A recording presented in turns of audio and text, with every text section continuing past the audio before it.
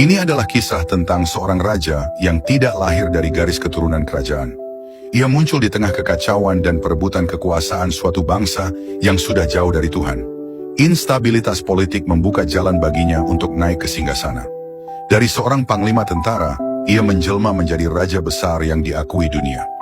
Namun sayang secara rohani dia hancur, dan ia berbuat apa yang jahat di mata Tuhan.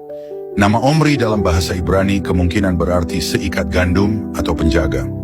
Alkitab tidak mencatat asal sukunya, namun Alkitab mencatat bahwa sebelum menjadi raja, Omri adalah panglima tentara Israel Utara.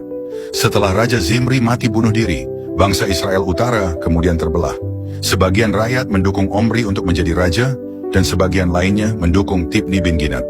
Pertarungan perebutan kekuasaan pun tak terelakkan, hingga akhirnya Tibni mati, dan Omri tampil sebagai raja penuh. 1 Raja-Raja 16 ayat 21-23. Di masa kepemimpinannya, ia membeli bukit dari Semer dan mendirikan kota Samaria, dan kemudian menjadikannya ibu kota Israel Utara yang bertahan hingga kehancuran Israel Utara oleh Asyur pada tahun 722 sebelum Masehi.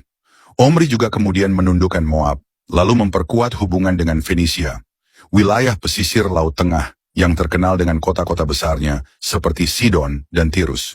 Dari Sidon inilah berasal Izebel, putri Raja Etbal, yang kelak dinikahkan dengan anak Omri, Ahab.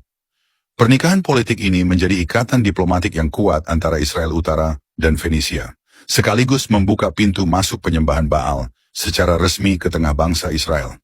Sebagai seorang raja, catatan sejarah bangsa-bangsa mengingatnya sebagai seorang tokoh besar.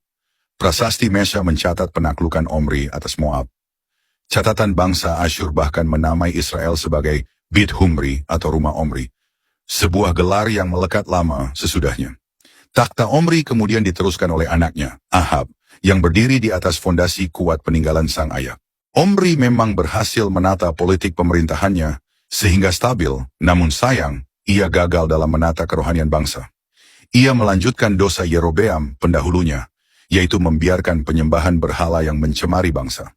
Nabi Mikha dalam Mikha 6 ayat 16 menyinggung ketetapan Omri adalah sebuah simbol kemurtadan. Dunia boleh mengingat Omri sebagai salah satu penguasa besar, namun sejarah iman menyingkapkan sisi gelap kehidupannya.